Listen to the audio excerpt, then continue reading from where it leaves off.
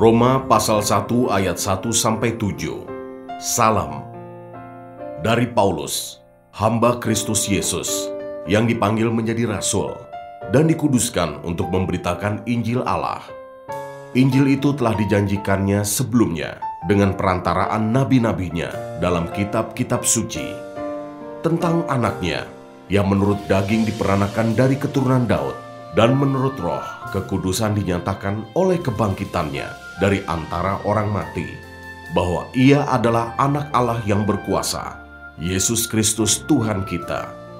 Dengan perantaraannya, kami menerima kasih karunia dan jabatan rasul untuk menuntun semua bangsa, supaya mereka percaya dan taat kepada namanya. Kamu juga termasuk di antara mereka, kamu yang telah dipanggil menjadi milik Kristus. Kepada kamu sekalian yang tinggal di Roma, yang dikasihi Allah, yang dipanggil dan dijadikan orang-orang kudus, kasih karunia menyertai kamu, dan damai sejahtera dari Allah, Bapa kita, dan dari Tuhan Yesus Kristus.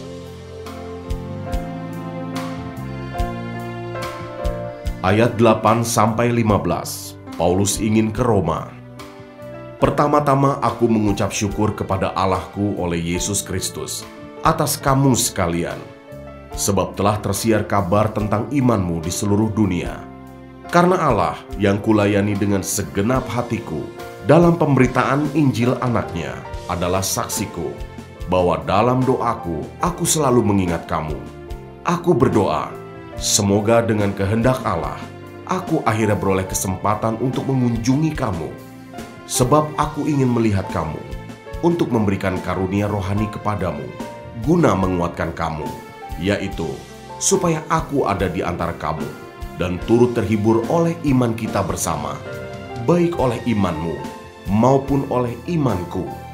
Saudara-saudara, aku mau supaya kamu mengetahui bahwa aku telah sering berniat untuk datang kepadamu, tetapi hingga kini selalu aku terhalang, agar di tengah-tengahmu aku menemukan buah, seperti juga di tengah-tengah bangsa bukan Yahudi yang lain. Aku berhutang baik kepada orang Yunani maupun kepada orang bukan Yunani, baik kepada orang terpelajar maupun kepada orang tidak terpelajar. Itulah sebabnya aku ingin untuk memberitakan Injil kepada kamu juga yang diam di Roma.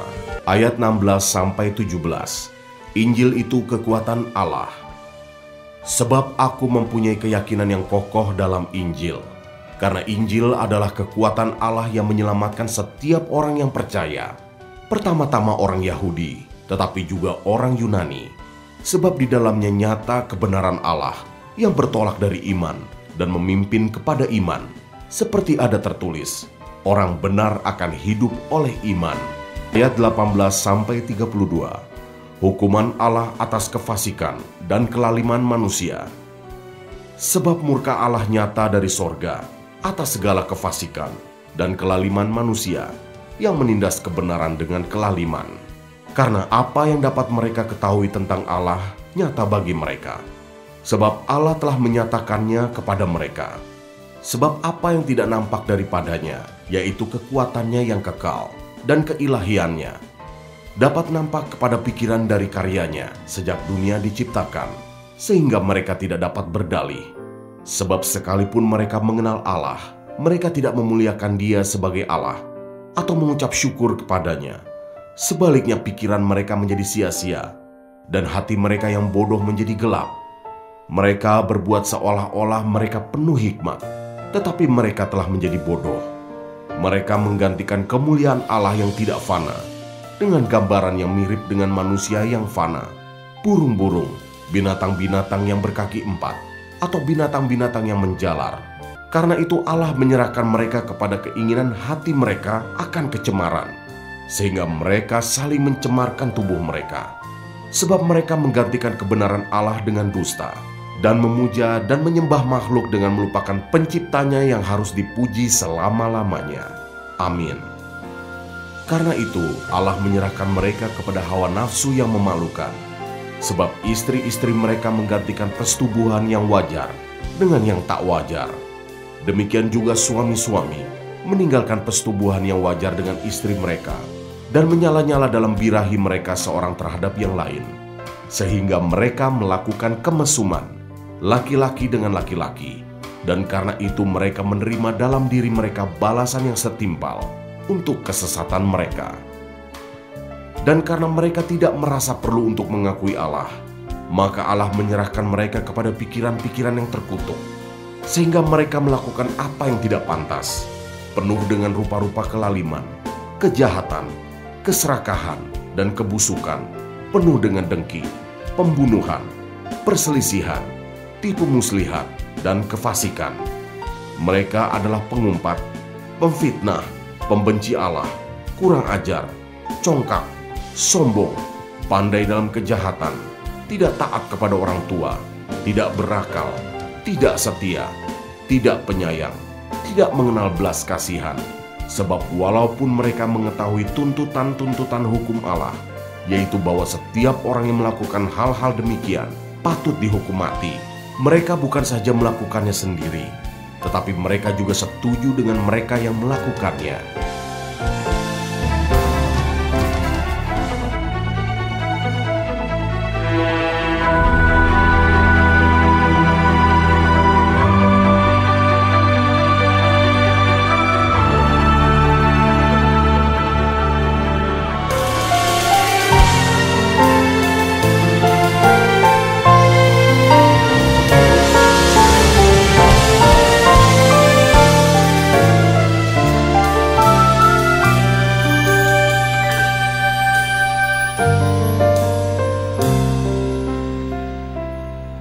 Roma pasal 2 ayat 1-16.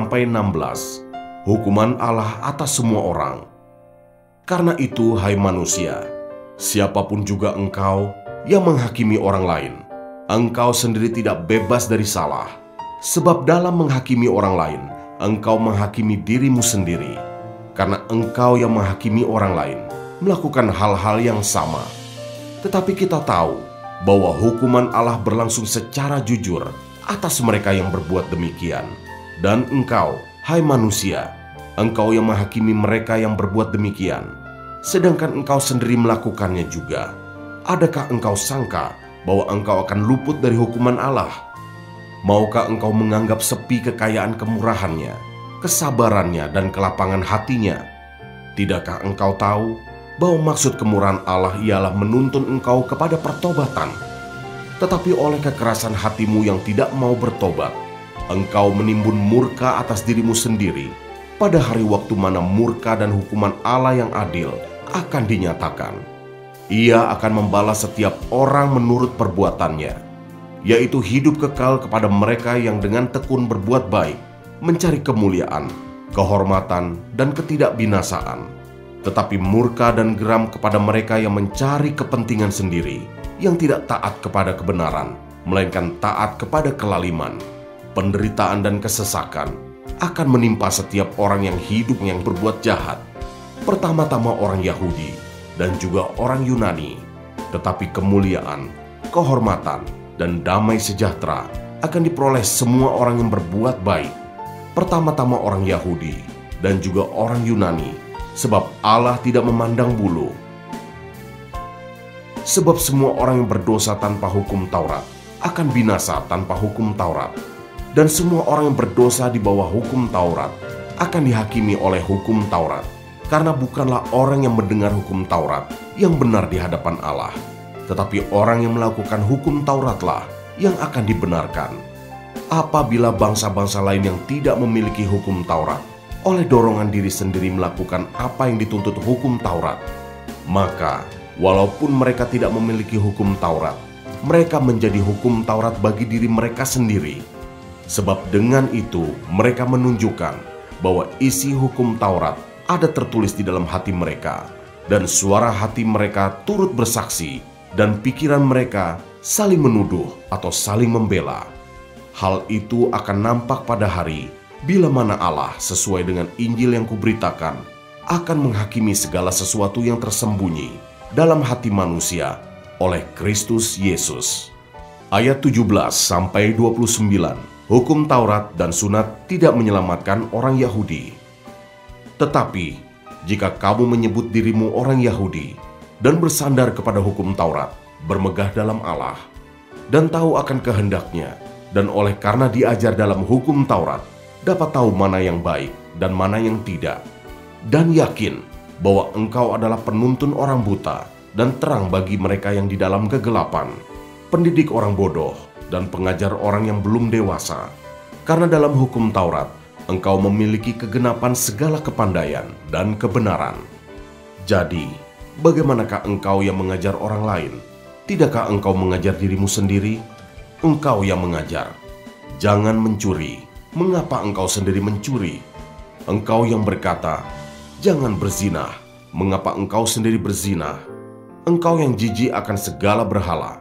Mengapa engkau sendiri merampok rumah berhala? Engkau bermegah atas hukum Taurat. Mengapa engkau sendiri menghina Allah dengan melanggar hukum Taurat itu? Seperti ada tertulis, sebab oleh karena kamulah nama Allah dihujat di antara bangsa-bangsa lain. Sunat memang ada gunanya jika engkau mentaati hukum Taurat. Tetapi jika engkau melanggar hukum Taurat, maka sunatmu tidak ada lagi gunanya. Jadi jika orang yang tak bersunat memperhatikan tuntutan-tuntutan hukum Taurat, tidakkah ia dianggap sama dengan orang yang telah disunat? Jika demikian, maka orang yang tak bersunat tetapi yang melakukan hukum Taurat akan menghakimi kamu yang mempunyai hukum tertulis dan sunat, tetapi yang melanggar hukum Taurat. Sebab yang disebut Yahudi bukanlah orang yang lahiriah Yahudi, dan yang disebut sunat bukanlah sunat yang dilangsungkan secara lahiriah, tetapi orang Yahudi sejati ialah dia yang tidak nampak keyahudiannya, dan sunat ialah sunat di dalam hati, secara rohani, bukan secara hurufiah.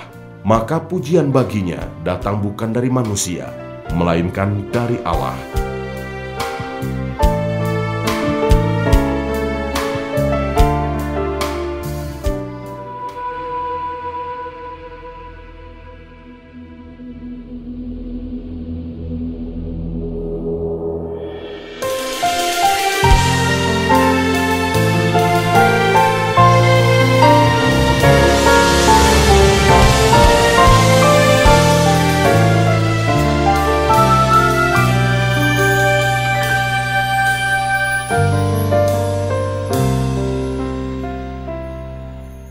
Roma pasal 3 ayat 1-8.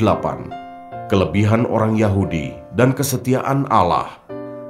Jika demikian, apakah kelebihan orang Yahudi dan apakah gunanya sunat? Banyak sekali dan di dalam segala hal. Pertama-tama, sebab kepada merekalah dipercayakan firman Allah. Jadi bagaimana jika di antara mereka ada yang tidak setia? Dapatkah ketidaksetiaan itu membatalkan kesetiaan Allah? Sekali-kali tidak. Sebaliknya, Allah adalah benar dan semua manusia pembohong, seperti ada tertulis, supaya engkau ternyata benar dalam segala firman-Mu dan menang jika engkau dihakimi. Tetapi jika ketidakbenaran kita menunjukkan kebenaran Allah, apakah yang akan kita katakan? Tidak adilkah Allah? Aku berkata sebagai manusia, jika Ia menampakkan murkanya? Sekali-kali tidak. Andai kata demikian, bagaimanakah Allah dapat menghakimi dunia? Tetapi jika kebenaran Allah oleh dustaku semakin melimpah bagi kemuliaannya, mengapa aku masih dihakimi lagi sebagai orang berdosa? Bukankah tidak benar fitnahan orang yang mengatakan bahwa kita berkata, marilah kita berbuat yang jahat, supaya yang baik timbul daripadanya? Orang semacam itu sudah selayaknya mendapat hukuman.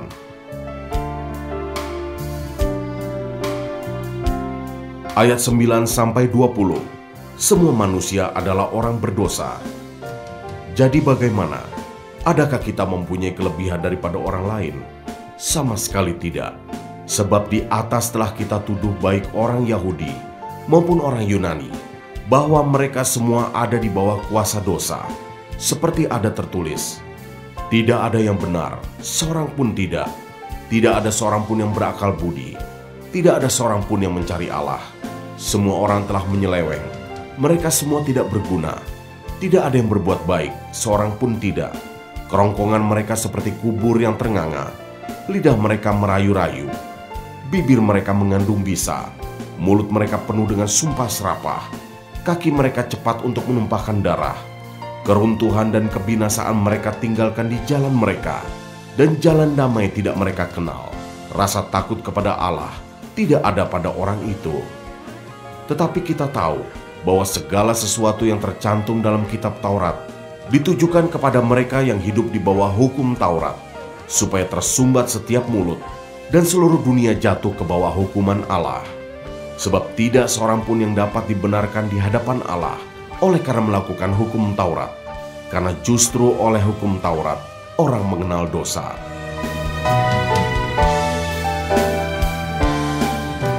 Ayat 21-31, manusia dibenarkan karena iman.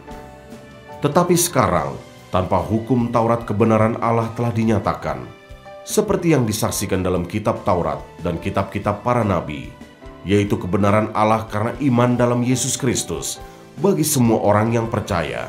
Sebab tidak ada perbedaan, karena semua orang telah berbuat dosa dan telah kehilangan kemuliaan Allah, dan oleh kasih karunia telah dibenarkan dengan cuma-cuma karena penebusan dalam Kristus Yesus. Kristus Yesus telah ditentukan Allah menjadi jalan pendamaian karena iman dalam darahnya. Hal ini dibuatnya untuk menunjukkan keadilannya, karena ia telah membiarkan dosa-dosa yang telah terjadi dahulu pada masa kesabarannya. Maksudnya ialah untuk menunjukkan keadilannya pada masa ini, supaya nyata bahwa ia benar dan juga membenarkan orang yang percaya kepada Yesus. Jika demikian, apakah dasarnya untuk bermegah? Tidak ada. Berdasarkan apa? Berdasarkan perbuatan? Tidak, melainkan berdasarkan iman. Karena kami yakin bahwa manusia dibenarkan karena iman, dan bukan karena ia melakukan hukum Taurat. Atau adakah Allah hanya Allah orang Yahudi saja? Bukankah ia juga adalah Allah bangsa-bangsa lain? Ya benar, ia juga adalah Allah bangsa-bangsa lain. Artinya, kalau ada satu Allah yang akan membenarkan baik orang-orang bersunat karena iman, maupun orang-orang tak bersunat juga karena iman. Jika demikian, adakah kami membatalkan hukum Taurat karena iman? Sama sekali tidak. Sebaliknya, kami meneguhkannya.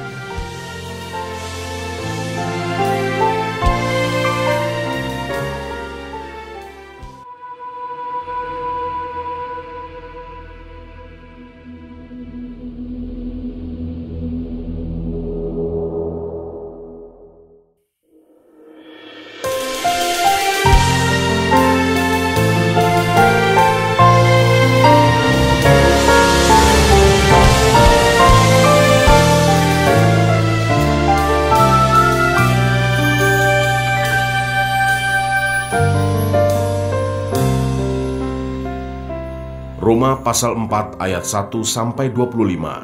Abraham dibenarkan karena iman.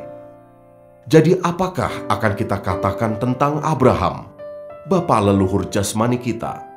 Sebab jikalau Abraham dibenarkan karena perbuatannya, maka ia beroleh dasar untuk bermegah, tetapi tidak di hadapan Allah. Sebab apakah dikatakan nas kitab suci? Lalu percayalah Abraham kepada Tuhan, dan Tuhan memperhitungkan hal itu kepadanya sebagai kebenaran. Kalau ada orang yang bekerja, upahnya tidak diperhitungkan sebagai hadiah, tetapi sebagai haknya. Tetapi kalau ada orang yang tidak bekerja, namun percaya kepada Dia yang membenarkan orang durhaka, imannya diperhitungkan menjadi kebenaran. Seperti juga Daud menyebut berbahagia orang yang dibenarkan Allah, bukan berdasarkan perbuatannya. Berbahagialah orang yang diampuni pelanggaran-pelanggarannya dan yang ditutupi dosa-dosanya. Berbahagialah manusia yang kesalahannya tidak diperhitungkan Tuhan kepadanya. Adakah ucapan bahagia ini hanya berlaku bagi orang bersunat saja, atau juga bagi orang tak bersunat? Sebab telah kami katakan bahwa kepada Abraham iman diperhitungkan sebagai kebenaran. Dalam keadaan manakah hal itu diperhitungkan? Sebelum atau sesudah ia disunat? Bukan sesudah disunat, tetapi sebelumnya. Dan tanda sunat itu diterimanya sebagai materai kebenaran berdasarkan iman yang ditunjukkannya sebelum ia bersunat.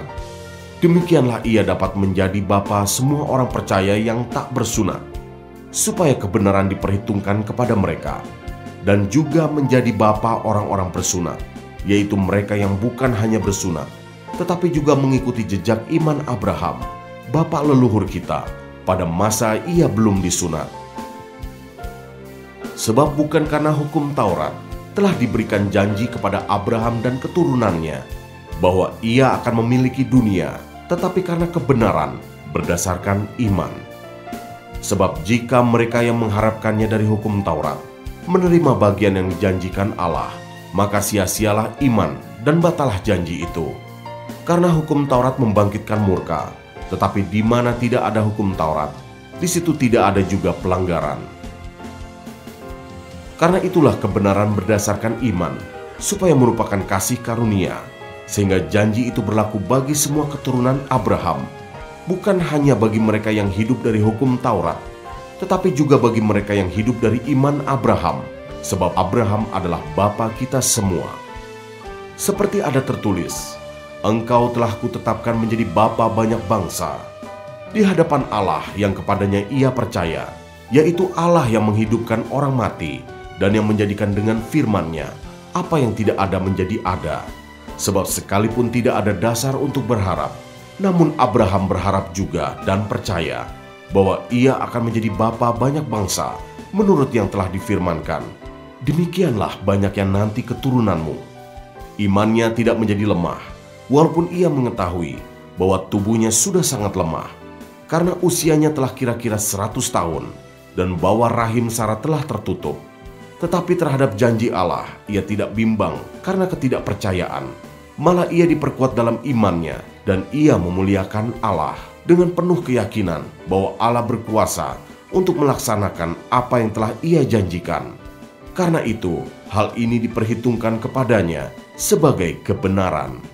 Kata-kata ini, yaitu hal ini diperhitungkan kepadanya, tidak ditulis untuk Abraham saja, tetapi ditulis juga untuk kita. Sebab kepada kita pun Allah memperhitungkannya, karena kita percaya kepada Dia yang telah membangkitkan Yesus, Tuhan kita, dari antara orang mati, yaitu Yesus yang telah diserahkan karena pelanggaran kita dan dibangkitkan karena pembenaran kita.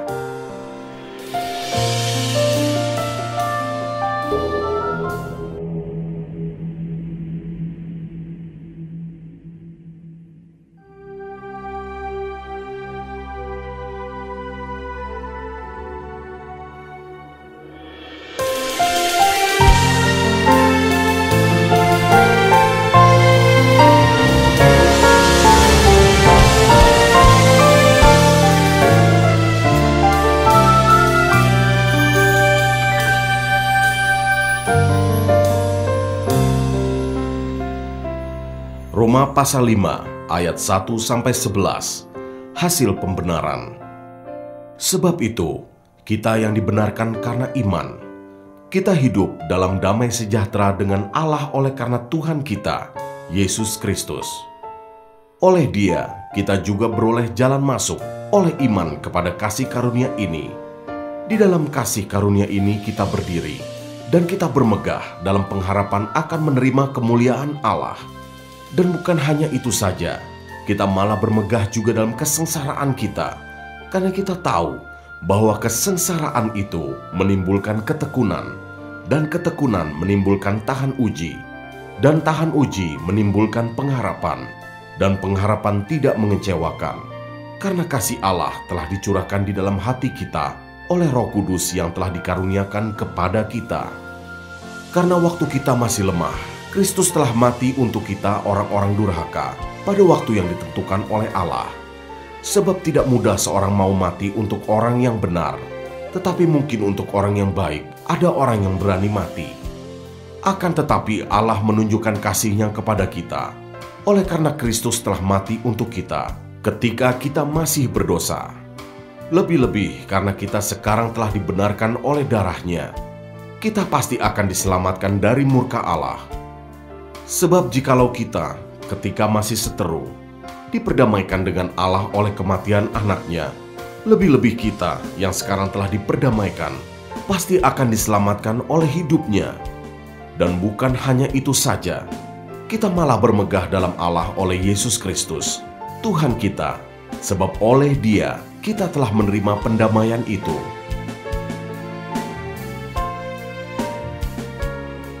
ayat 12-21. Adam dan Kristus. Sebab itu, sama seperti dosa telah masuk ke dalam dunia oleh satu orang, dan oleh dosa itu juga maut, demikianlah maut itu telah menjalar kepada semua orang, karena semua orang telah berbuat dosa. Sebab sebelum hukum Taurat ada, telah ada dosa di dunia, tetapi dosa itu tidak diperhitungkan kalau tidak ada hukum Taurat. Sungguh pun demikian, maut telah berkuasa dari zaman Adam sampai kepada zaman Musa, juga atas mereka yang tidak berbuat dosa dengan cara yang sama, seperti yang telah dibuat oleh Adam, yang adalah gambaran Dia yang akan datang. Tetapi karunia Allah tidaklah sama dengan pelanggaran Adam. Sebab, jika karena pelanggaran satu orang, semua orang telah jatuh di dalam kuasa maut, jauh lebih besar lagi kasih karunia Allah dan karunia-Nya yang dilimpahkannya atas semua orang karena satu orang, yaitu Yesus Kristus. Dan kasih karunia tidak berimbang dengan dosa satu orang. Sebab penghakiman atas satu pelanggaran itu telah mengakibatkan penghukuman. Tetapi penganugerahan karunia atas banyak pelanggaran itu mengakibatkan pembenaran. Sebab jika oleh dosa satu orang, maut telah berkuasa oleh satu orang itu, maka lebih benar lagi mereka yang telah menerima kelimpahan kasih karunia dan anugerah kebenaran akan hidup dan berkuasa oleh karena satu orang itu, yaitu Yesus Kristus. Sebab itu, sama seperti oleh satu pelanggaran semua orang beroleh penghukuman, demikian pula oleh satu perbuatan kebenaran semua orang beroleh pembenaran untuk hidup. Jadi sama seperti oleh ketidaktaatan satu orang, semua orang telah menjadi orang berdosa. Demikian pula oleh ketaatan satu orang, semua orang menjadi orang benar. Tetapi hukum Taurat ditambahkan, supaya pelanggaran menjadi semakin banyak, dan di mana dosa bertambah banyak, di sana kasih karunia menjadi berlimpah-limpah, supaya sama seperti dosa berkuasa dalam alam maut, demikian kasih karunia akan berkuasa oleh kebenaran untuk hidup yang kekal, oleh Yesus Kristus, Tuhan kita.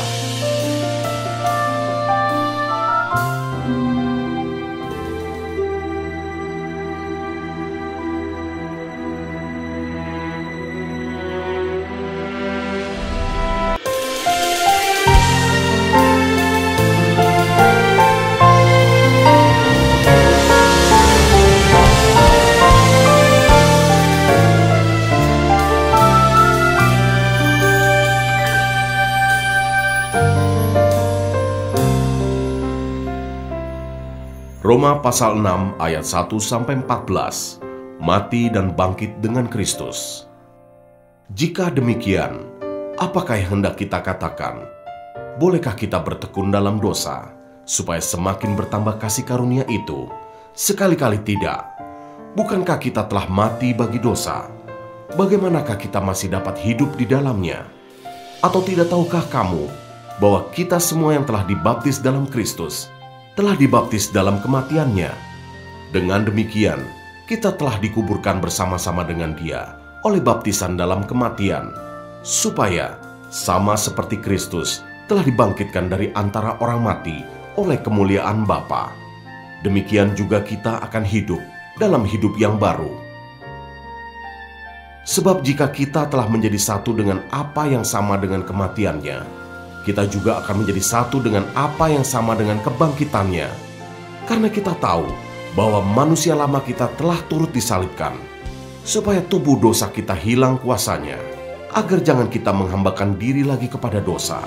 Sebab siapa yang telah mati, ia telah bebas dari dosa. Jadi jika kita telah mati dengan Kristus, kita percaya bahwa kita akan hidup juga dengan Dia. Karena kita tahu bahwa Kristus sesudah Ia bangkit dari antara orang mati, tidak mati lagi, maut tidak berkuasa lagi atas Dia.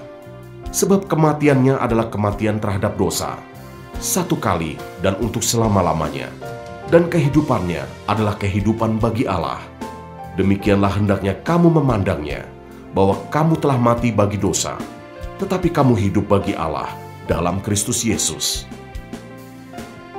Sebab itu, hendaklah dosa jangan berkuasa lagi di dalam tubuhmu yang fana, supaya kamu jangan lagi menuruti keinginannya, dan janganlah kamu menyerahkan anggota-anggota tubuhmu kepada dosa untuk dipakai sebagai senjata kelaliman. Tetapi serahkanlah dirimu kepada Allah sebagai orang-orang yang dahulu mati, tetapi yang sekarang hidup. Dan serahkanlah anggota-anggota tubuhmu kepada Allah untuk menjadi senjata-senjata kebenaran.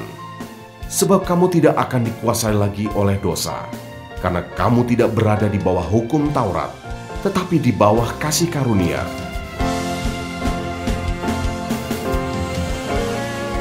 Ayat 15-23, dua macam perhambaan. Jadi bagaimana? Apakah kita akan berbuat dosa karena kita tidak berada di bawah hukum Taurat, tetapi di bawah kasih karunia? Sekali-kali tidak. Apakah kamu tidak tahu bahwa apabila kamu menyerahkan dirimu kepada seseorang sebagai hamba untuk mentaatinya, kamu adalah hamba orang itu yang harus kamu taati, baik dalam dosa yang memimpin kamu kepada kematian, maupun dalam ketaatan yang memimpin kamu kepada kebenaran.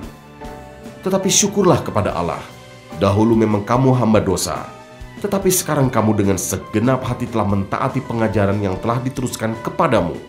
Kamu telah dimerdekakan dari dosa dan menjadi hamba kebenaran. Aku mengatakan hal ini secara manusia karena kelemahan kamu. Sebab sama seperti kamu telah menyerahkan anggota-anggota tubuhmu menjadi hamba kecemaran dan kedurhakaan yang membawa kamu kepada kedurhakaan.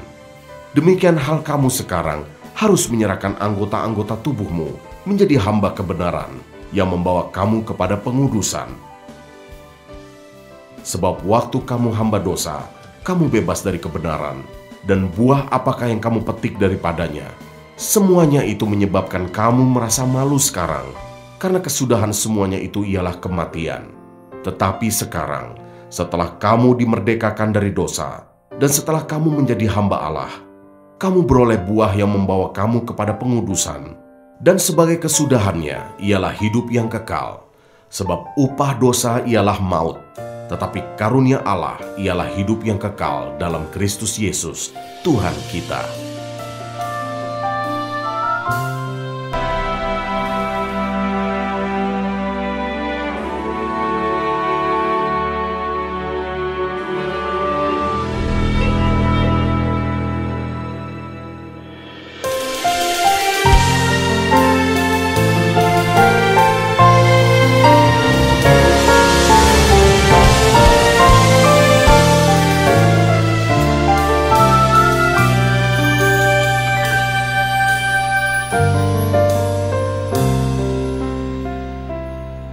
Roma pasal 7 ayat 1-12. Arti hukum Taurat. Apakah kamu tidak tahu, saudara-saudara? Sebab aku berbicara kepada mereka yang mengetahui hukum, bahwa hukum berkuasa atas seseorang selama orang itu hidup. Sebab seorang istri terikat oleh hukum kepada suaminya selama suaminya itu hidup. Akan tetapi apabila suaminya itu mati, bebaslah ia dari hukum yang mengikatnya kepada suaminya itu. Jadi selama suaminya hidup, ia dianggap berzinah, kalau ia menjadi istri laki-laki lain. Tetapi jika suaminya telah mati, ia bebas dari hukum, sehingga ia bukanlah berzinah, kalau ia menjadi istri laki-laki lain. Sebab itu, saudara-saudaraku, kamu juga telah mati bagi hukum Taurat oleh tubuh Kristus, supaya kamu menjadi milik orang lain, yaitu milik Dia, yang telah dibangkitkan dari antara orang mati, agar kita berbuah bagi Allah. Sebab waktu kita masih hidup di dalam daging, hawa nafsu dosa yang dirangsang oleh hukum Taurat bekerja dalam anggota-anggota tubuh kita, agar kita berbuah bagi maut. Tetapi sekarang kita telah dibebaskan dari hukum Taurat, sebab kita telah mati bagi Dia yang mengurung kita, sehingga kita sekarang melayani dalam keadaan baru menurut roh, dan bukan dalam keadaan lama menurut huruf hukum Taurat. Jika demikian, apakah yang hendak kita katakan? Apakah hukum Taurat itu dosa? Sekali-kali tidak. Sebaliknya, justru oleh hukum Taurat, aku telah mengenal dosa. Karena aku juga tidak tahu apa itu keinginan, kalau hukum Taurat tidak mengatakan, jangan mengingini. Tetapi dalam perintah itu, dosa mendapat kesempatan untuk membangkitkan di dalam diriku rupa-rupa keinginan. Sebab tanpa hukum Taurat, dosa mati. Dahulu aku hidup tanpa hukum Taurat. Akan tetapi sesudah datang perintah itu, dosa mulai hidup. Sebaliknya aku mati, dan perintah yang seharusnya membawa kepada hidup, ternyata bagiku justru membawa kepada kematian. Sebab dalam perintah itu, dosa mendapat kesempatan untuk menipu aku, dan oleh perintah itu ia membunuh aku. Jadi hukum Taurat adalah kudus, dan perintah itu juga adalah kudus, benar dan baik.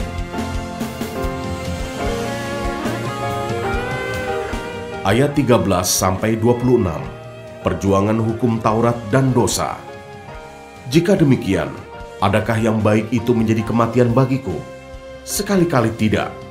Tetapi supaya nyata bahwa ia adalah dosa, maka dosa mempergunakan yang baik untuk mendatangkan kematian bagiku. Supaya oleh perintah itu, dosa lebih nyata lagi keadaannya sebagai dosa.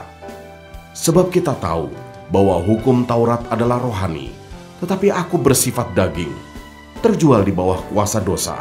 Sebab apa yang aku perbuat, aku tidak tahu.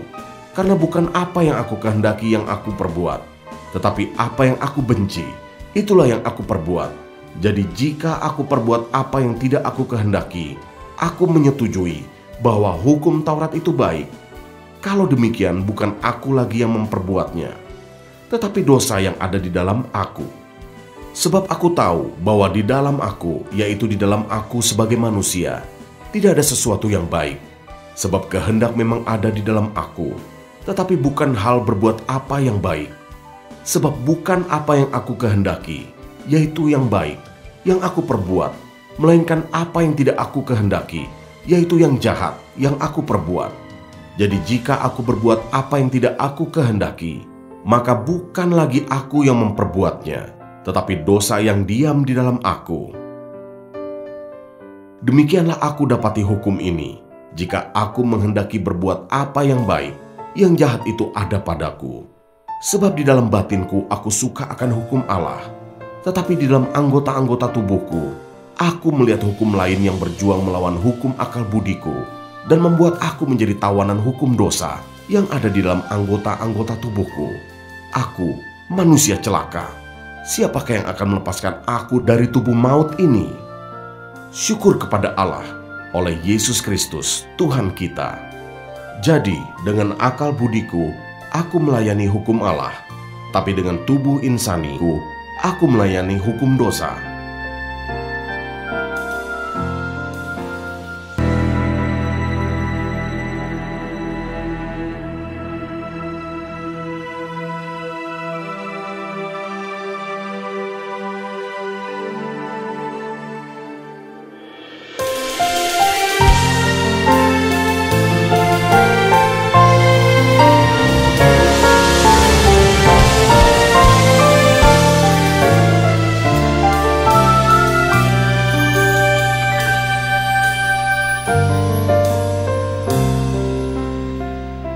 Roma pasal 8 ayat 1-17, hidup oleh roh.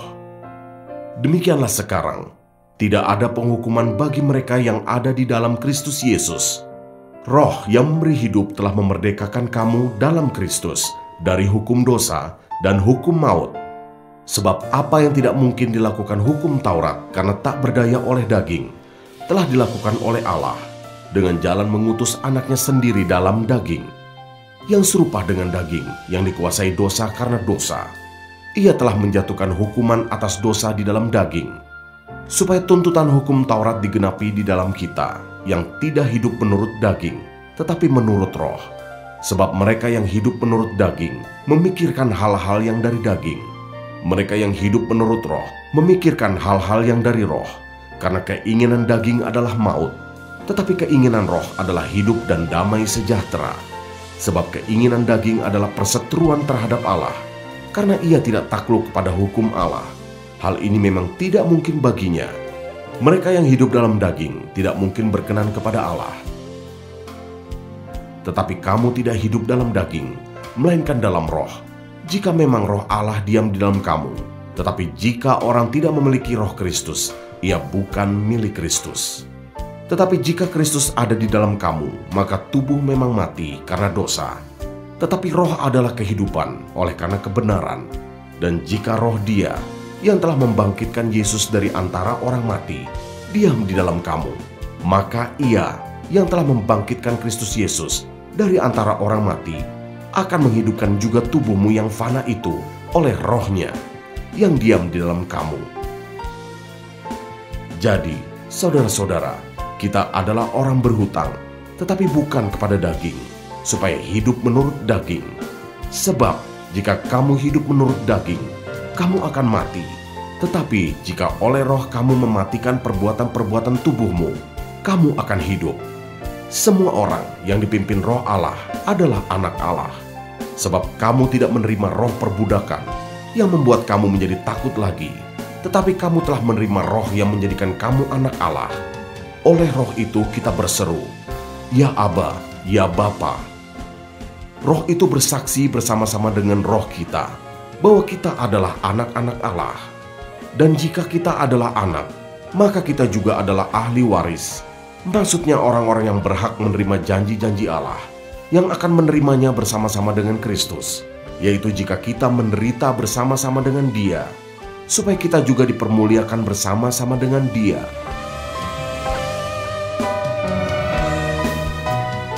Ayat 18-30, pengharapan anak-anak Allah. Sebab aku yakin bahwa penderitaan zaman sekarang ini tidak dapat dibandingkan dengan kemuliaan yang akan dinyatakan kepada kita. Sebab dengan sangat rindu, seluruh makhluk menantikan saat anak-anak Allah dinyatakan. Karena seluruh makhluk telah ditaklukkan kepada kesia-siaan, bukan oleh kehendaknya sendiri, tetapi oleh kehendak Dia yang telah menaklukkannya. Tetapi dalam pengharapan, karena makhluk itu sendiri juga akan dimerdekakan dari perbudakan kebinasaan dan masuk ke dalam kemerdekaan kemuliaan anak-anak Allah. Sebab kita tahu bahwa sampai sekarang, segala makhluk sama-sama mengeluh dan sama-sama merasa sakit bersalin. Dan bukan hanya mereka saja, tetapi kita yang telah menerima karunia sulung Roh, kita juga mengeluh dalam hati kita sambil menantikan pengangkatan sebagai anak, yaitu pembebasan tubuh kita. Sebab kita diselamatkan dalam pengharapan, tetapi pengharapan yang dilihat bukan pengharapan lagi. Sebab bagaimana orang masih mengharapkan apa yang dilihatnya, tetapi jika kita mengharapkan apa yang tidak kita lihat, kita menantikannya dengan tekun. Demikian juga Roh membantu kita dalam kelemahan kita, sebab kita tidak tahu bagaimana sebenarnya harus berdoa. Tetapi Roh sendiri berdoa untuk kita kepada Allah dengan keluhan-keluhan yang tidak terucapkan. Dan Allah yang menyelidiki hati nurani mengetahui maksud Roh itu, yaitu bahwa Ia sesuai dengan kehendak Allah berdoa untuk orang-orang kudus. Kita tahu sekarang bahwa Allah turut bekerja dalam segala sesuatu untuk mendatangkan kebaikan bagi mereka yang mengasihi Dia, yaitu bagi mereka yang terpanggil sesuai dengan rencana Allah. Sebab semua orang yang dipilihnya dari semula, mereka juga ditentukannya dari semula untuk menjadi serupa dengan gambaran anaknya, supaya Ia, anaknya itu, menjadi yang sulung di antara banyak saudara. Dan mereka yang ditentukannya dari semula, mereka itu juga dipanggilnya. Dan mereka yang dipanggilnya, mereka itu juga dibenarkannya. Dan mereka yang dibenarkannya, mereka itu juga dimuliakannya. Ayat 31-39, keyakinan iman. Sebab itu, apakah yang akan kita katakan tentang semuanya itu? Jika Allah di pihak kita, siapakah yang akan melawan kita? Ia yang tidak menyayangkan anaknya sendiri, tetapi yang menyerahkannya bagi kita semua. Bagaimanakah mungkin Ia tidak mengaruniakan segala sesuatu kepada kita bersama-sama dengan Dia? Siapakah yang akan menggugat orang-orang pilihan Allah? Allah yang membenarkan mereka? Siapakah yang akan menghukum mereka? Kristus Yesus yang telah mati? Bahkan lebih lagi, yang telah bangkit, yang juga duduk di sebelah kanan Allah, yang malah menjadi pembela bagi kita. Siapakah yang akan memisahkan kita dari kasih Kristus? Penindasan atau kesesakan, atau penganiayaan, atau kelaparan, atau ketelanjangan, atau bahaya, atau pedang? Seperti ada tertulis, oleh karena engkau kami ada dalam bahaya maut sepanjang hari. Kami telah dianggap sebagai domba-domba sembelihan. Tetapi dalam semuanya itu, kita lebih daripada orang-orang yang menang, oleh Dia yang telah mengasihi kita. Sebab aku yakin bahwa baik maut maupun hidup, baik malaikat-malaikat maupun pemerintah-pemerintah, baik yang ada sekarang maupun yang akan datang, atau kuasa-kuasa, baik yang di atas maupun yang di bawah, ataupun sesuatu makhluk lain, tidak akan dapat memisahkan kita dari kasih Allah yang ada dalam Kristus Yesus, Tuhan kita.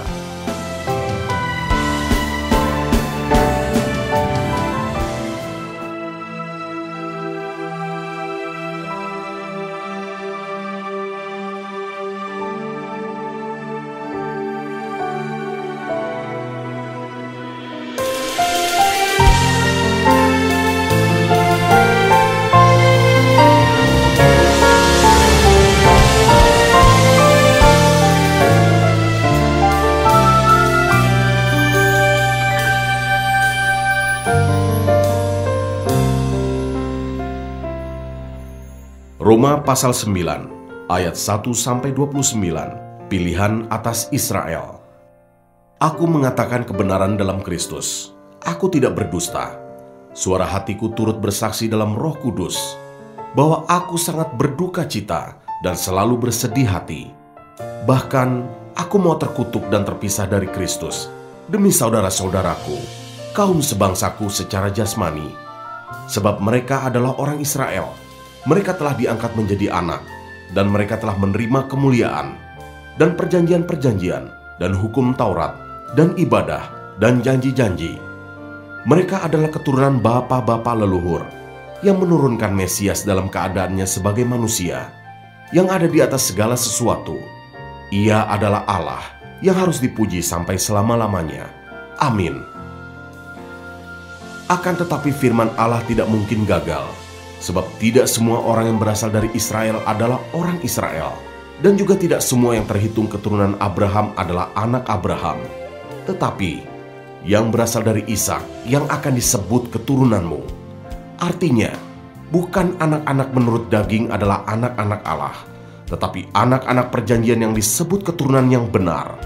Sebab firman ini mengandung janji, pada waktu seperti inilah aku akan datang, dan Sarah akan mempunyai seorang anak laki-laki. Tetapi bukan hanya itu saja. Lebih terang lagi ialah Ribka yang mengandung dari satu orang, yaitu dari Ishak, bapa leluhur kita.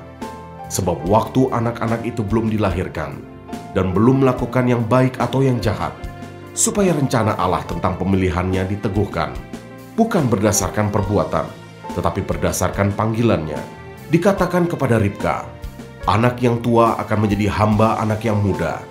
Seperti ada tertulis, aku mengasihi Yakub, tetapi membenci Esau. Jika demikian, apakah yang hendak kita katakan? Apakah Allah tidak adil? Mustahil. Sebab ia berfirman kepada Musa, aku akan menaruh belas kasihan. Kepada siapa aku mau menaruh belas kasihan? Dan aku akan bermurah hati. Kepada siapa aku mau bermurah hati? Jadi hal itu tidak tergantung pada kehendak orang atau usaha orang, tetapi kepada kemurahan hati Allah. Sebab kitab suci berkata kepada Firaun, itulah sebabnya aku membangkitkan engkau, yaitu supaya aku memperlihatkan kuasaku di dalam engkau, dan supaya namaku dimasyurkan di seluruh bumi. Jadi ia menaruh belas kasihan kepada siapa yang dikehendakinya, dan ia menegarkan hati siapa yang dikehendakinya. Sekarang kamu akan berkata kepadaku, jika demikian, apalagi yang masih disalahkannya? Sebab siapa yang menentang kehendaknya? Siapakah kamu, hai manusia? Maka kamu membantah Allah. Dapatkah yang dibentuk berkata kepada yang membentuknya, mengapa engkau membentuk aku demikian? Apakah tukang periuk tidak mempunyai hak atas tanah liatnya untuk membuat dari gumpal yang sama suatu benda untuk dipakai guna tujuan yang mulia, dan suatu benda lain untuk dipakai guna tujuan yang biasa? Jadi, kalau untuk menunjukkan murkanya dan menyatakan kuasanya, Allah menaruh kesabaran yang besar terhadap benda-benda kemurkaannya yang telah disiapkan untuk kebinasaan, justru untuk menyatakan kekayaan kemuliaannya atas benda-benda belas kasihannya yang telah dipersiapkannya untuk kemuliaan, yaitu kita yang telah dipanggilnya bukan hanya dari antara orang Yahudi, tetapi juga dari antara bangsa-bangsa lain. Seperti yang difirmankannya juga dalam kitab Nabi Hosea, yang bukan umatku akan kusebut umatku, dan yang bukan kekasih, kekasih. Dan di tempat di mana akan dikatakan kepada mereka, kamu ini bukanlah umatku. Di sana akan dikatakan kepada mereka, anak-anak Allah yang hidup. Dan Yesaya berseru tentang Israel. Sekalipun jumlah anak Israel seperti pasir di laut, namun hanya sisanya akan diselamatkan. Sebab apa yang telah difirmankannya akan dilakukan Tuhan di atas bumi, sempurna dan segera. Dan seperti yang dikatakan Yesaya sebelumnya, seandainya Tuhan semesta alam tidak meninggalkan pada kita keturunan, kita sudah menjadi seperti Sodom dan sama seperti Gomora.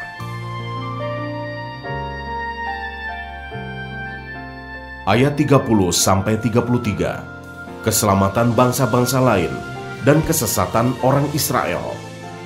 Jika demikian, apakah yang hendak kita katakan ini? Bahwa bangsa-bangsa lain yang tidak mengejar kebenaran telah beroleh kebenaran, yaitu kebenaran karena iman. Tetapi bahwa Israel sungguh pun mengejar hukum yang akan mendatangkan kebenaran, tidaklah sampai kepada hukum itu. Mengapa tidak? Karena Israel mengejarnya bukan karena iman, tetapi karena perbuatan. Mereka tersandung pada batu sandungan, seperti ada tertulis, sesungguhnya aku meletakkan di Sion sebuah batu sentuhan dan sebuah batu sandungan, dan siapa yang percaya kepadanya tidak akan dipermalukan.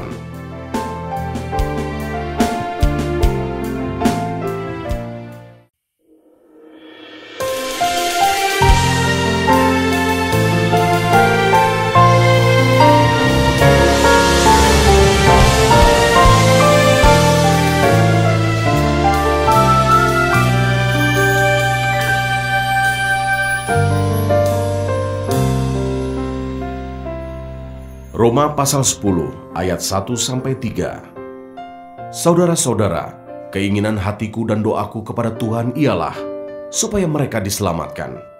Sebab aku dapat memberi kesaksian tentang mereka, bahwa mereka sungguh-sungguh giat untuk Allah, tetapi tanpa pengertian yang benar. Sebab oleh karena mereka tidak mengenal kebenaran Allah, dan oleh karena mereka berusaha untuk mendirikan kebenaran mereka sendiri, maka mereka tidak takluk kepada kebenaran Allah.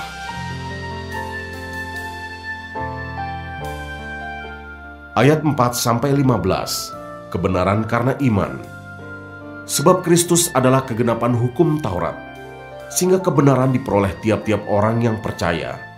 Sebab Musa menulis tentang kebenaran karena hukum Taurat. Orang yang melakukannya akan hidup karenanya. Tetapi kebenaran karena iman berkata demikian, jangan katakan di dalam hatimu, siapakah akan naik ke sorga, yaitu untuk membawa Yesus turun, atau siapakah akan turun ke jurang maut, yaitu untuk membawa Kristus naik dari antara orang mati. Tetapi apakah katanya, ini, firman itu dekat kepadamu, yakni di dalam mulutmu dan di dalam hatimu. Itulah firman iman yang kami beritakan. Sebab jika kamu mengaku dengan mulutmu bahwa Yesus adalah Tuhan, dan percaya dalam hatimu bahwa Allah telah membangkitkan Dia dari antara orang mati, maka kamu akan diselamatkan. Karena dengan hati orang percaya dan dibenarkan, dan dengan mulut orang mengaku dan diselamatkan. Karena kitab suci berkata, barang siapa yang percaya kepada Dia tidak akan dipermalukan. Sebab tidak ada perbedaan antara orang Yahudi dan orang Yunani, karena Allah yang satu itu adalah Tuhan dari semua orang, kaya bagi semua orang yang berseru kepadanya. Sebab barang siapa yang berseru kepada nama Tuhan akan diselamatkan. Tetapi bagaimana mereka dapat berseru kepadanya jika mereka tidak percaya kepada Dia?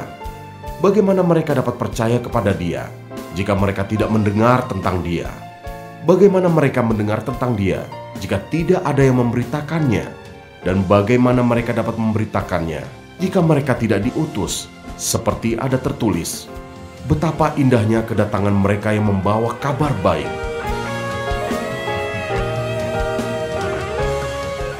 Ayat 16-21, ketidakpercayaan Israel. Tetapi tidak semua orang telah menerima kabar baik itu.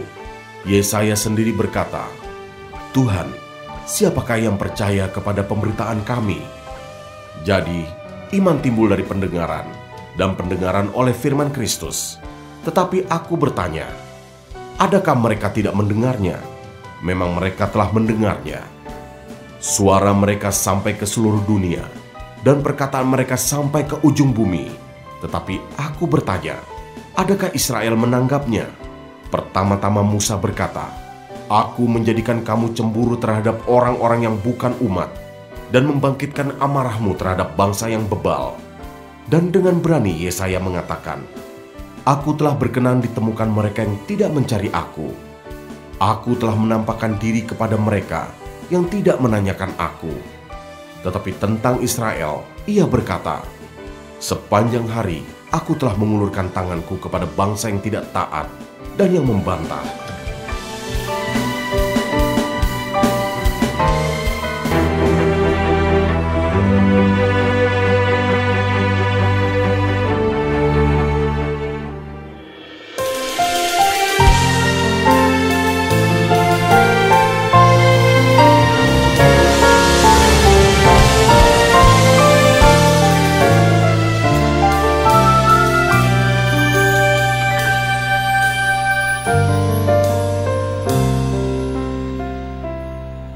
Roma pasal 11 ayat 1-10, sisa Israel. Maka aku bertanya, adakah Allah mungkin telah menolak umatnya? Sekali-kali tidak. Karena aku sendiri pun orang Israel, dari keturunan Abraham, dari suku Benyamin. Allah tidak menolak umatnya yang dipilihnya. Ataukah kamu tidak tahu apa yang dikatakan kitab suci tentang Elia waktu ia mengadukan Israel kepada Allah? Tuhan, nabi-nabimu telah mereka bunuh, mezbah-mezbahmu telah mereka runtuhkan. Hanya aku seorang dirilah yang masih hidup, dan mereka ingin mencabut nyawaku. Tetapi bagaimanakah firman Allah kepadanya? Aku masih meninggalkan 7.000 orang bagiku, yang tidak pernah sujud menyembah Baal. Demikian juga pada waktu ini, ada tinggal suatu sisa menurut pilihan kasih karunia. Tetapi jika hal itu terjadi karena kasih karunia, maka bukan lagi karena perbuatan. Sebab jika tidak demikian, maka kasih karunia itu bukan lagi kasih karunia. Jadi bagaimana Israel tidak memperoleh apa yang dikejarnya, tetapi orang-orang yang terpilih telah memperolehnya, dan orang-orang yang lain telah tegar hatinya. Seperti ada tertulis, Allah membuat mereka tidur nyenyak, memberikan mata untuk tidak melihat, dan telinga untuk tidak mendengar, sampai kepada hari sekarang ini. Dan Daud berkata, biarlah jamuan mereka menjadi jerat dan perangkap, penyesatan dan pembalasan bagi mereka. Dan biarlah mata mereka menjadi gelap, sehingga mereka tidak melihat. Dan buatlah punggung mereka terus-menerus membungkuk.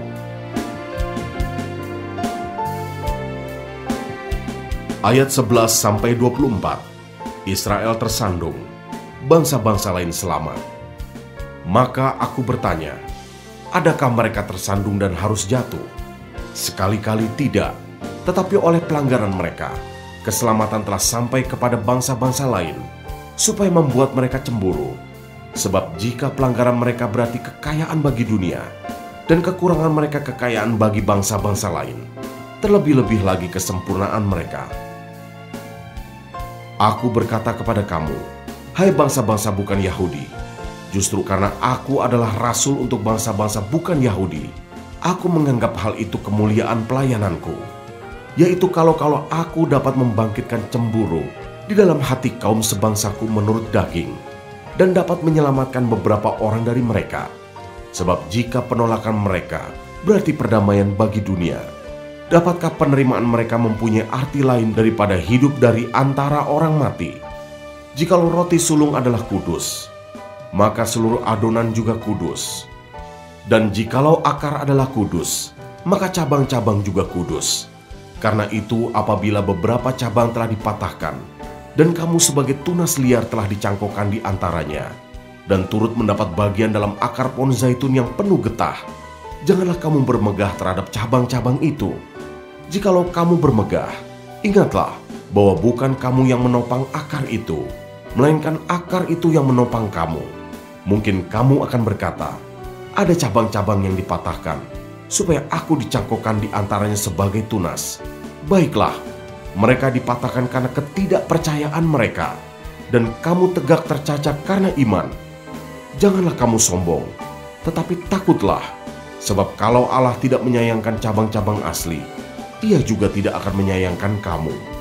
Sebab itu perhatikanlah kemurahan Allah dan juga kekerasannya, yaitu kekerasan atas orang-orang yang telah jatuh, tetapi atas kamu kemurahannya, yaitu jika kamu tetap dalam kemurahannya, jika tidak, kamu pun akan dipotong juga.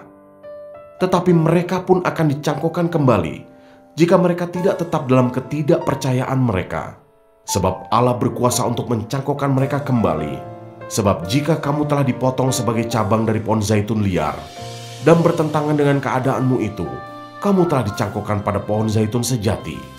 Terlebih lagi mereka ini, yang menurut asal mereka, akan dicangkokkan pada pohon zaitun mereka sendiri.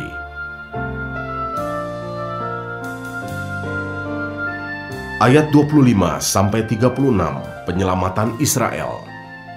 Sebab saudara-saudara, supaya kamu jangan menganggap dirimu pandai, aku mau agar kamu mengetahui rahasia ini. Sebagian dari Israel telah menjadi tegar, sampai jumlah yang penuh dari bangsa-bangsa lain telah masuk. Dengan jalan demikian, seluruh Israel akan diselamatkan, seperti ada tertulis, dari Sion akan datang penebus. Ia akan menyingkirkan segala kefasikan daripada Yakub, dan inilah perjanjianku dengan mereka, apabila aku menghapuskan dosa mereka. Mengenai Injil, mereka adalah seteru Allah oleh karena kamu. Tetapi mengenai pilihan, mereka adalah kekasih Allah oleh karena nenek moyang. Sebab Allah tidak menyesali kasih karunia dan panggilannya. Sebab sama seperti kamu dahulu tidak taat kepada Allah, tetapi sekarang beroleh kemurahan oleh ketidaktaatan mereka. Demikian juga mereka sekarang tidak taat, supaya oleh kemurahan yang telah kamu peroleh, mereka juga akan beroleh kemurahan.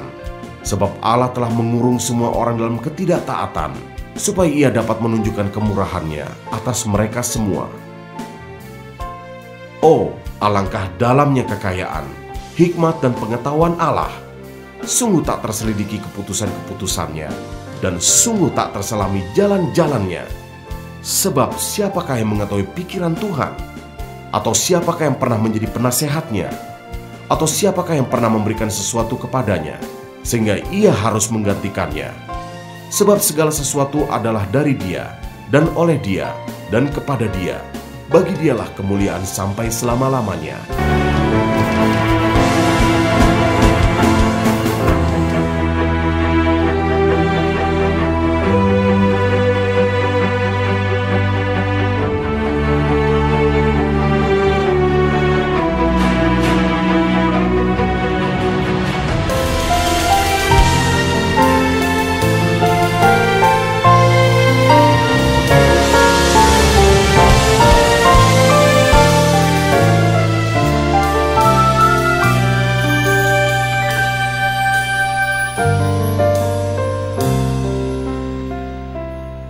Roma pasal 12 ayat 1-8, persembahan yang benar. Karena itu, saudara-saudara, demi kemurahan Allah aku menasihatkan kamu, supaya kamu mempersembahkan tubuhmu sebagai persembahan yang hidup, yang kudus dan yang berkenan kepada Allah. Itu adalah ibadahmu yang sejati. Janganlah kamu menjadi serupa dengan dunia ini, tetapi berubahlah oleh pembaharuan budimu, sehingga kamu dapat membedakan manakah kehendak Allah, apa yang baik, yang berkenan kepada Allah, dan yang sempurna. Berdasarkan kasih karunia yang dianugerahkan kepadaku, aku berkata kepada setiap orang di antara kamu, janganlah kamu memikirkan hal-hal yang lebih tinggi daripada yang patut kamu pikirkan, tetapi hendaklah kamu berpikir begitu rupa, sehingga kamu menguasai diri menurut ukuran iman yang dikaruniakan Allah kepada kamu masing-masing. Sebab sama seperti pada satu tubuh, kita mempunyai banyak anggota, tetapi tidak semua anggota itu mempunyai tugas yang sama. Demikian juga kita, walaupun banyak, adalah satu tubuh di dalam Kristus, tetapi kita masing-masing adalah anggota yang seorang terhadap yang lain. Demikianlah kita mempunyai karunia yang berlain-lainan menurut kasih karunia yang dianugerahkan kepada kita. Jika karunia itu adalah untuk bernubuat, baiklah kita melakukannya sesuai dengan iman kita. Jika karunia untuk melayani, baiklah kita melayani. Jika karunia untuk mengajar, baiklah kita mengajar. Jika karunia untuk menasehati, baiklah kita menasehati. Siapa yang membagi-bagikan sesuatu, hendaklah ia melakukannya dengan hati yang ikhlas. Siapa yang memberi pimpinan, hendaklah ia melakukannya dengan rajin. Siapa yang menunjukkan kemurahan, hendaklah ia melakukannya dengan sukacita.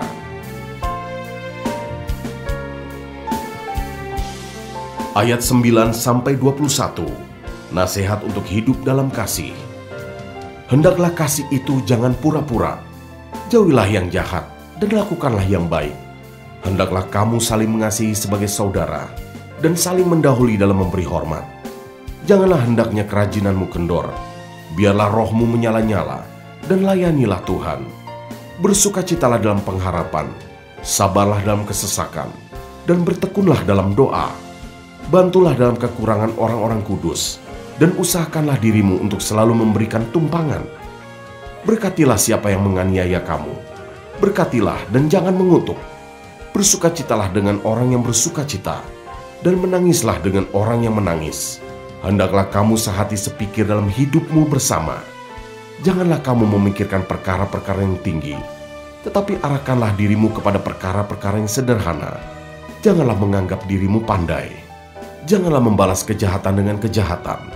Lakukanlah apa yang baik bagi semua orang. Sedapat-dapatnya, kalau hal itu bergantung padamu, hiduplah dalam perdamaian dengan semua orang. Saudara-saudaraku yang kekasih, janganlah kamu sendiri menuntut pembalasan, tetapi berilah tempat kepada murka Allah, sebab ada tertulis, pembalasan itu adalah hakku. Akulah yang akan menuntut pembalasan, firman Tuhan. Tetapi jika seterumu lapar, berilah dia makan. Jika ia haus, berilah dia minum. Dengan berbuat demikian, kamu menumpukan bara api di atas kepalanya. Janganlah kamu kalah terhadap kejahatan, tetapi kalahkanlah kejahatan dengan kebaikan.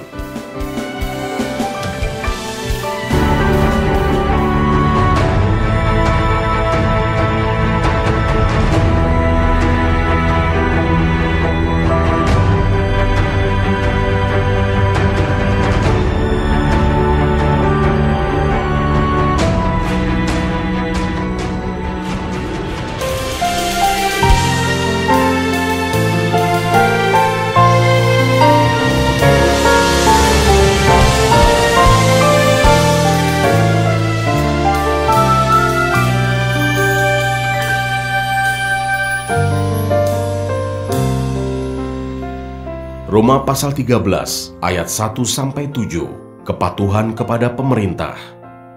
Tiap-tiap orang harus takluk kepada pemerintah yang di atasnya, sebab tidak ada pemerintah yang tidak berasal dari Allah, dan pemerintah-pemerintah yang ada ditetapkan oleh Allah.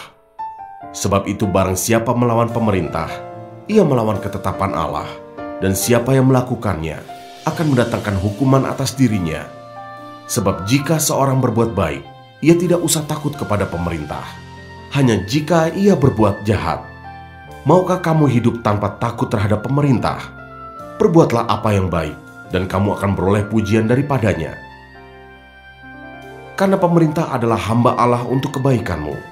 Tetapi jika engkau berbuat jahat, takutlah akan dia, karena tidak percuma pemerintah menyandang pedang.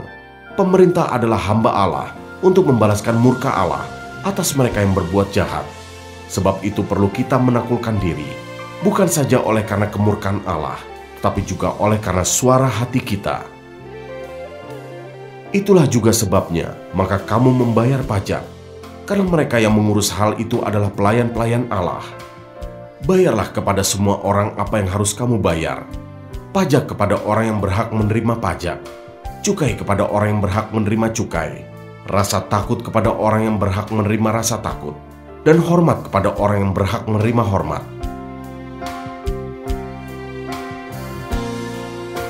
Ayat 8-14, kasih adalah kegenapan hukum Taurat.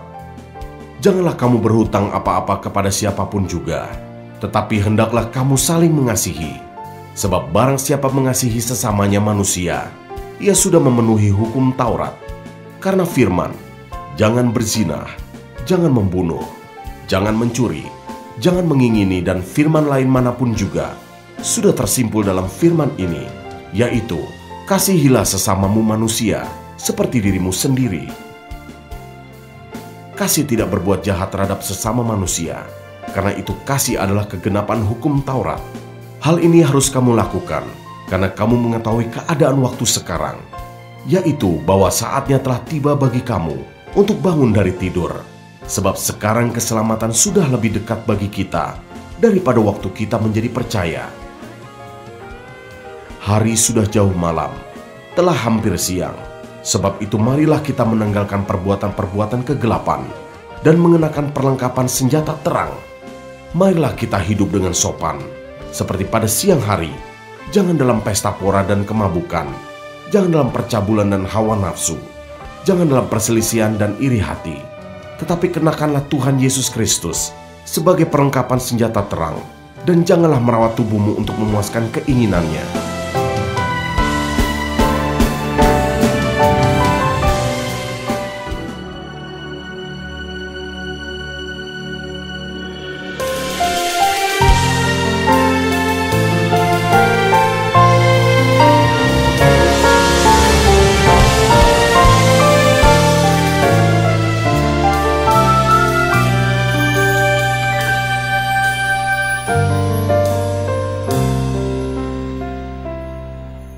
Roma pasal 14 ayat 1-12.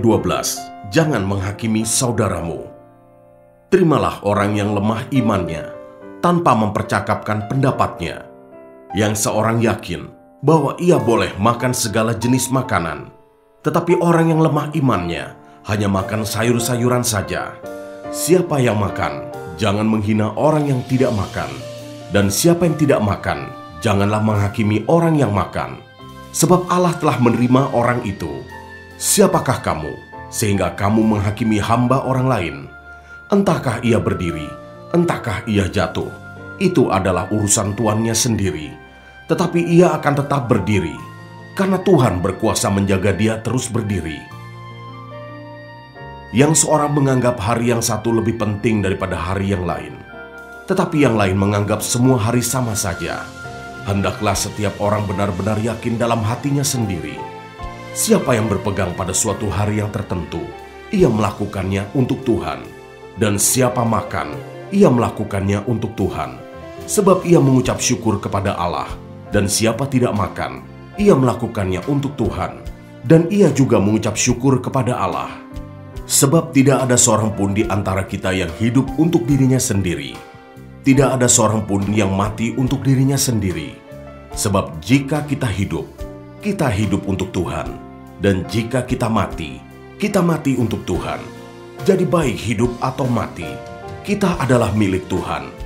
Sebab untuk itulah Kristus telah mati dan hidup kembali, supaya ia menjadi Tuhan, baik atas orang-orang mati maupun atas orang-orang hidup. Tetapi engkau, mengapakah engkau menghakimi saudaramu? Atau mengapakah engkau menghina saudaramu? Sebab kita semua harus menghadap tahta pengadilan Allah. Karena ada tertulis, demi aku hidup, demikianlah firman Tuhan. Semua orang akan bertekuk lutut di hadapanku, dan semua orang akan memuliakan Allah. Demikianlah setiap orang di antara kita akan memberi pertanggungan jawab tentang dirinya sendiri kepada Allah.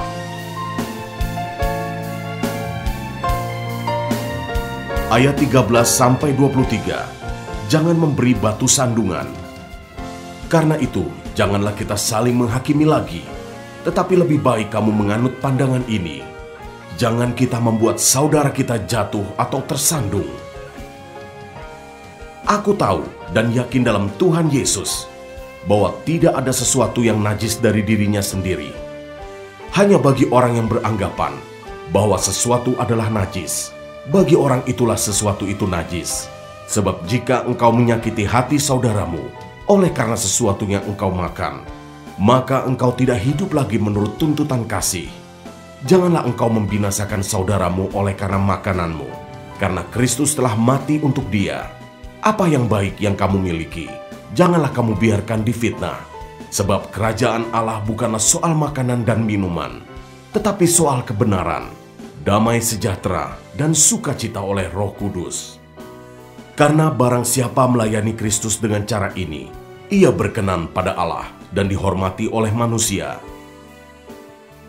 Sebab itu marilah kita mengejar apa yang mendatangkan damai sejahtera dan yang berguna untuk saling membangun. Janganlah engkau merusakkan pekerjaan Allah oleh karena makanan. Segala sesuatu adalah suci. Tetapi celakalah orang jika oleh makanannya orang lain tersandung. Baiklah engkau jangan makan daging atau minum anggur, atau sesuatu yang menjadi batu sandungan untuk saudaramu. Berpeganglah pada keyakinan yang engkau miliki itu bagi dirimu sendiri di hadapan Allah. Berbahagialah dia yang tidak menghukum dirinya sendiri dalam apa yang dianggapnya baik untuk dilakukan. Tetapi barang siapa yang bimbang, kalau ia makan, ia telah dihukum, karena ia tidak melakukannya berdasarkan iman. Dan segala sesuatu yang tidak berdasarkan iman adalah dosa.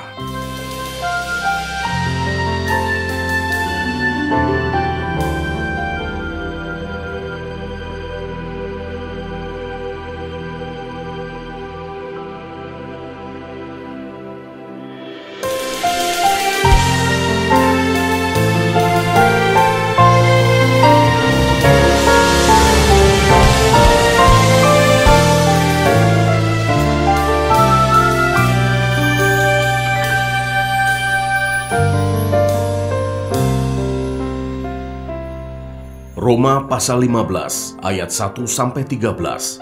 Orang yang lemah dan orang yang kuat.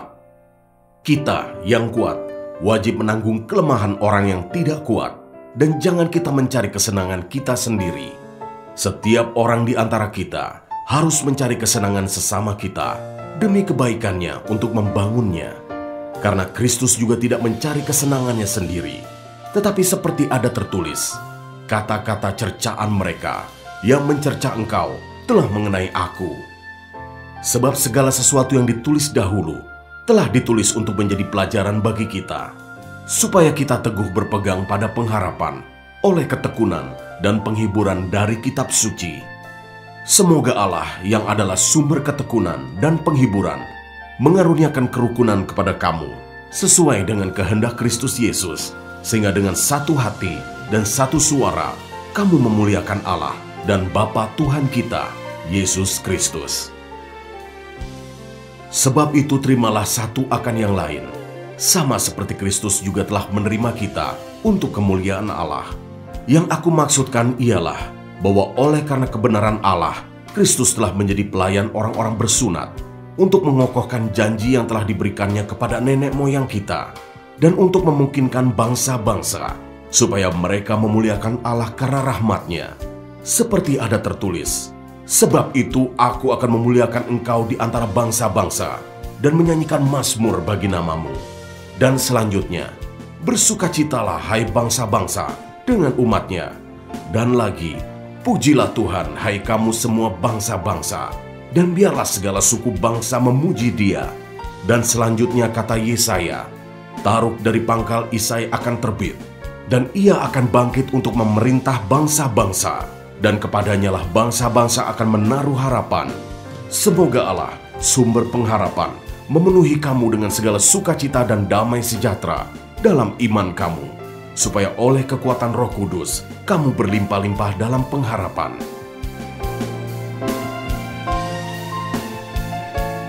Ayat 14-21, Paulus menjelaskan dasar-dasar tulisannya.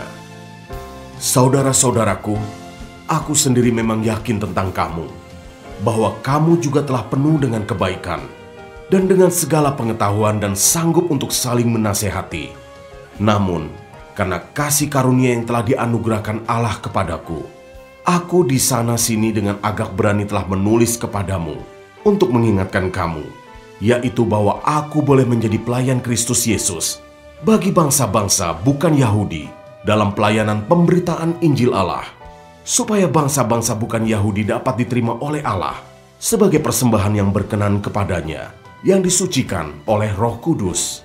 Jadi dalam Kristus aku boleh bermegah tentang pelayananku bagi Allah, sebab aku tidak akan berani berkata-kata tentang sesuatu yang lain, kecuali tentang apa yang telah dikerjakan Kristus olehku, yaitu untuk memimpin bangsa-bangsa lain kepada ketaatan, oleh perkataan dan perbuatan, oleh kuasa tanda-tanda dan mujizat-mujizat, dan oleh kuasa Roh.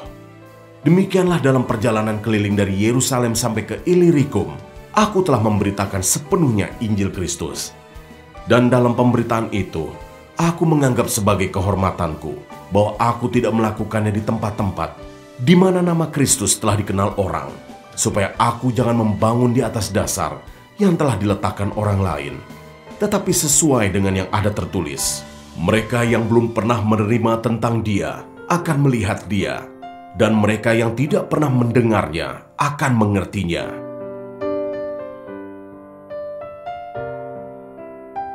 Ayat 22-33, harapan Paulus untuk datang ke Roma.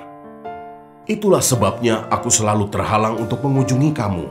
Tetapi sekarang, karena aku tidak lagi mempunyai tempat kerja di daerah ini, dan karena aku telah beberapa tahun lamanya ingin mengunjungi kamu, aku harap dalam perjalananku ke Spanyol, aku dapat singgah di tempatmu dan bertemu dengan kamu, sehingga kamu dapat mengantarkan aku ke sana setelah aku seketika menikmati pertemuan dengan kamu.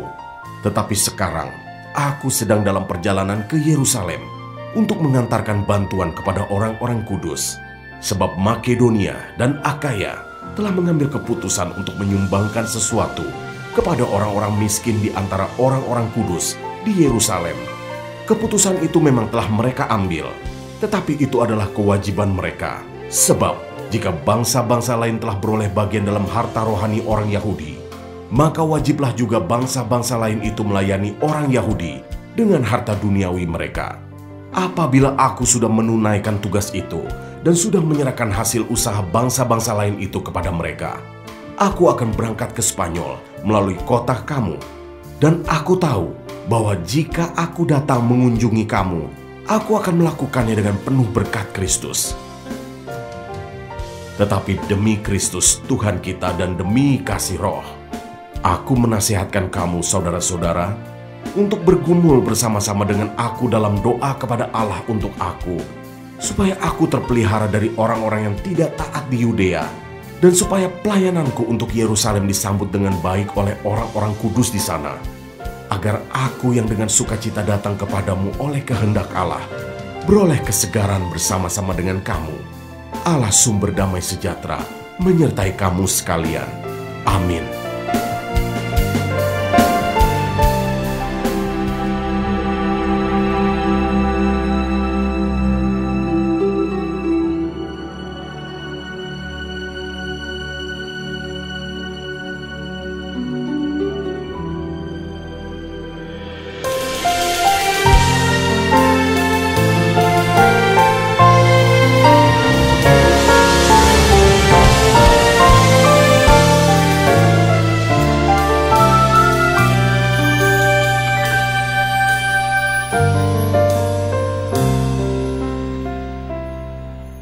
Roma pasal 16 ayat 1-16.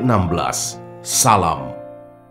Aku meminta perhatianmu terhadap Febe, saudari kita yang melayani jemaat di Kengkrea, supaya kamu menyambut dia dalam Tuhan, sebagaimana seharusnya bagi orang-orang kudus, dan berikanlah kepadanya bantuan bila diperlukannya, sebab ia sendiri telah memberikan bantuan kepada banyak orang, juga kepadaku sendiri.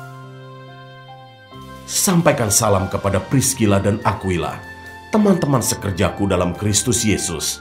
Mereka telah mempertaruhkan nyawanya untuk hidupku. Kepada mereka bukan aku saja yang berterima kasih, tetapi juga semua jemaat bukan Yahudi. Salam juga kepada jemaat di rumah mereka. Salam kepada Epenetus, saudara yang kukasihi, yang adalah buah pertama dari daerah Asia untuk Kristus.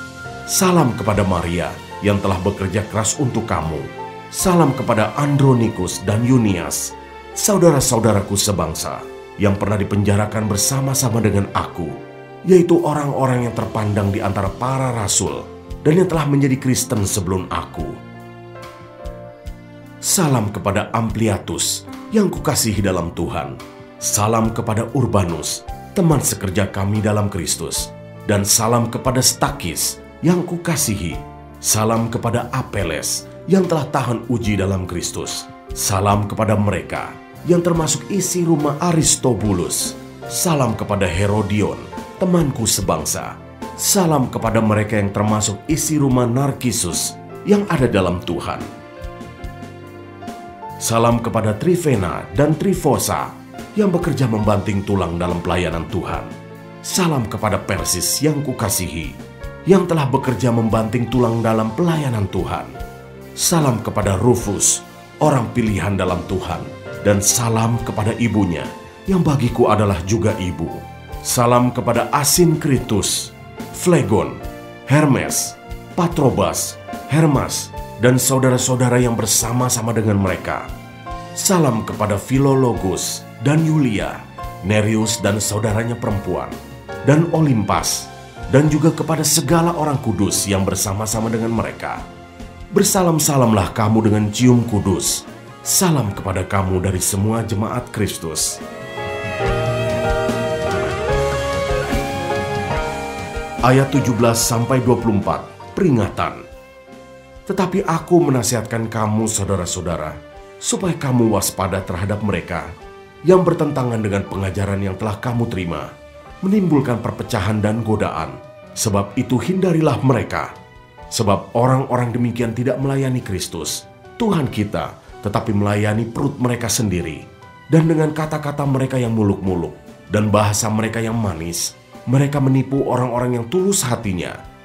Kabar tentang ketaatanmu telah terdengar oleh semua orang. Sebab itu aku bersuka cita tentang kamu. Tetapi aku ingin supaya kamu bijaksana terhadap apa yang baik dan bersih terhadap apa yang jahat. Semoga Allah, sumber damai sejahtera, segera akan menghancurkan iblis di bawah kakimu. Kasih karunia Yesus Tuhan kita menyertai kamu. Salam kepada kamu dari Timotius temanku sekerja, dan dari Lukius, Yason, Sosipater, teman-temanku sebangsa. Salam dalam Tuhan kepada kamu dari Tertius, yaitu aku yang menulis surat ini. Salam kepada kamu dari Gaius yang memberi tumpangan kepadaku, dan kepada seluruh jemaat. Salam kepada kamu dari Erastus, bendahara negeri, dan dari Quartus, saudara kita. Kasih karunia Yesus Kristus, Tuhan kita menyertai kamu sekalian. Amin.